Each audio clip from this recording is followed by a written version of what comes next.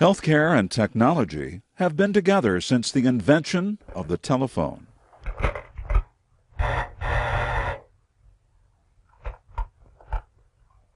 Yes, Mr. Benton? Sally, would you please call Dr. Smith and see if I can get in to see him? Right away, sir. Once the Internet began, and even before, physicians have used video conferencing, image automation software, and integrated medical devices to provide access to health care for those living in medically underserved areas. Simply put, telemedicine is medicine delivered from a distance. A resident of an assisted care living facility, for example, who has chronic health care problems, can be seen by a physician miles away without leaving the facility. Does a worker who becomes ill or injured on an oil platform hundreds of miles from land need to be flown to shore for medical treatment? Using telemedicine, a physician can make that decision remotely. And a child who becomes sick at school interrupts the normal routine for working parents, presents the challenge of getting in to see a doctor, and may mean more days absent from school, unless the school has a telemedicine program. Telemedicine solutions improve access to health care and outcomes because patients are seen sooner rather than later, and it holds down the costs. Telemedicine programs are gathering momentum. If you haven't had any experience with them, it's only a matter of time.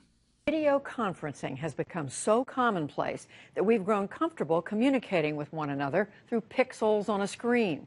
That comfort, combined with rapid advances in health monitoring technology, is fueling a new boom in telemedicine. Teladoc, a big player in providing video and telephone medical consults, had an extremely successful launch. When it went public on the stock market earlier this month, it raised more than $270 million on the first day. As Hari Srinivasan explains, telemedicine is beginning to transform the way we experience the medical system. It is the latest in our Breakthrough series on invention and innovation. A simple ritual like gardening on a hot summer day is something Tom and Tricia Yorhammer don't take for granted anymore. Can you use some basil? Just a year ago, Tom had a massive stroke. I was sitting right next door here in this room watching TV. Well, time to go to bed. So I got up and walked up the stairs, and I didn't make it. I collapsed short of the bed. The paramedics took Tom, who was paralyzed on his left side, to nearby Mercy General Hospital in Sacramento. With blood seeping into his skull, creating enormous pressure on his brain, time was of the essence. That's when a telestroke robot was deployed to the ER. Pretty soon this machine came toward me, and in the screen appeared a doctor. And he said, "Good evening, my name is Dr. Nee. I'm a neurologist, and I'm here to examine your husband." And lo and behold, that robot turned around, went around the bed to the other side, and started examining Tom. It was remarkable. Dr. Nee was also able to remotely access CT scans and other vital data needed to quickly determine Tom's surgical needs. Mercy is one of 43 Dignity Health hospitals in the West using the telestroke robot, and there are others in use all over the U.S. All right, it seems like you have a left-sided weakness. We got a demonstration from Dr. Asad Chowdhury, he's the one on the screen, and nurse Eleanor Vigilante. It's faster for us to always use teleneurology because our physicians are not 24 hours a day in the building, and so we can actually get a physician to the bedside of a patient within 3 to 6 minutes. And 3 to 6 minutes is the difference between what? Every minute that we waste is potentially more brain function that's lost. Do the same thing with your left hand. Stroke is the leading cause of serious long-term disability in the United States. Widespread use of telemedicine for stroke care is improving patient outcomes. Okay, doctor, you can come out in. Hoping to build on its success in hospitals, the telehealth industry is now focused on bringing more basic healthcare services directly to patients wherever they may be. No pain there. From the comfort of her San Francisco home, Dr. Ravina Rihal is diagnosing and treating patients for primary care ailments like sinusitis, pink eye, and bladder infections. A patient can download the app on their mobile device, either laptop, iPhone, or tablet, and if they want to see a doctor, they just press a button and they will connect to a doctor that's licensed in their state and can see them over video. Rihal works for Doctor on Demand. How are you, Nassim? One of a handful of companies connecting patients with physicians almost instantaneously. Hi there, I'm Dr. Rihal with Doctor on Demand. Welcome. On the day we visited, Rihal took a call from Carmen Crandall and her 11-year-old daughter, Alexandra McCamick, from Naples, Florida. If you feel here, do you feel any lumps or bumps? Feels a little swollen in here, just a little bit. And now I want you to bring the camera real close to your mouth and say, ah. Can you see? Yep, I got a good look there. It looks red, but I don't see any white patches. You can point the camera in the back of your throat and get a really good look at tonsils. It surpassed my expectations, the technology piece of it. And I think the future holds even more with all the wearable devices and all the information we're going to be able to transmit soon. By the end of a 13-minute exam, which cost $40, Alexandra was diagnosed with viral sinusitis, and her prescriptions were sent to a nearby pharmacy electronically. Why did you choose this service? Why not just go to a doctor that's in Naples? You can't get an appointment. I mean, if your child is sick and you call and they say they can't see you until next week, it's pointless. Then you end up going to the emergency care clinic that costs $100 for your copay. So why not pay $40 and do it right then? How's that going? Beyond the convenience factor, Doctor on Demand's Chief Medical Officer, Dr. Pat Basu, says the cost savings on a large scale add up.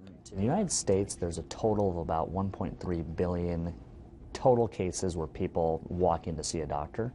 Of the type the Doctor on Demand is ideal for, you're talking about 300 to 400 million that we could treat. You've got some residual cough. At a rate of $40 per telemedicine visit versus an average of $1,000 for a trip to the emergency room, or about $300 for urgent care, Basu says the potential savings are enormous.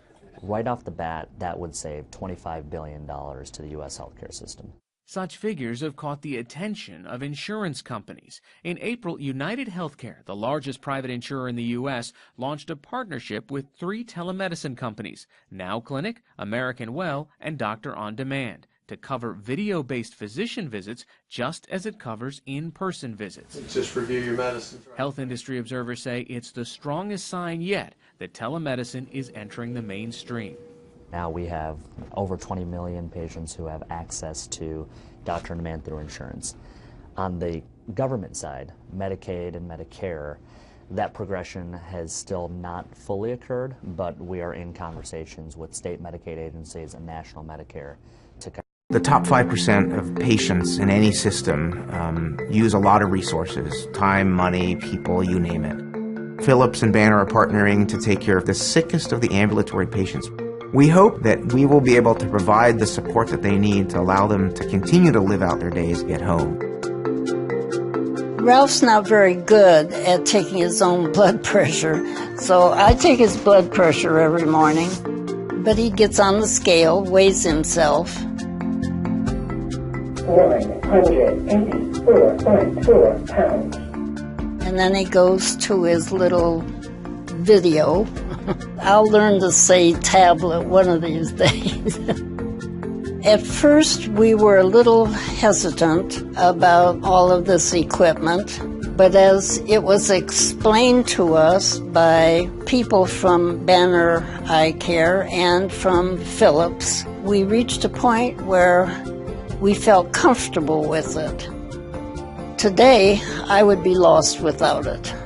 I'm just happy to be home with Ralph. To be able to talk to a doctor on a video, and we don't have to wait 2 or 3 days for a doctor appointment. It's fabulous. If I have an emergency, all I do is push a button. There's somebody at Banner Eye Care there for me immediately. Dr. Parent called us today on our tablet. How are you? Oh, we're doing very well. He wanted to know how we felt, and he recommended a couple of things.